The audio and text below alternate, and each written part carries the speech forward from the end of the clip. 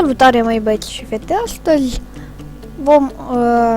vă voi explica 3 lucruri de care aș vrea enorm să fiți conștienți. Căștile mele de la un timp au început să-mi facă figuri, nu le mai pot suporta, nu mai pot, nu mai vreau. O să-mi cumpăr altele, dar nu știu exact când, bani, deocamdată am jumate din sumă, voi lua niște de 3 milioane pe acolo, pentru că chiar nu se mai poate. 2.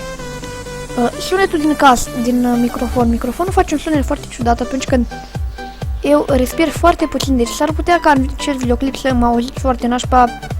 Asta e problema lui. Eu, mai mult decât să trec un pumn în el, nu am ce să fac. Deci îmi pare rău. Și a venit și un miros de țigară în casa mea, aoleu. Și jocurile o să le postez mai zilnic, pentru că acesta vreau să fie un canal de minigaming, adică LOL, LOL cu Samp combinat, Slither, ceva, orice. Și da, cam asta a fost. Aș vrea să mai lăsați tare ceva acolo. Răzvan, nu fi prost, joacă aia. Asta aș vrea la voi. Hai. Gata. Ieșiți acasă. V-am pupat. Pa.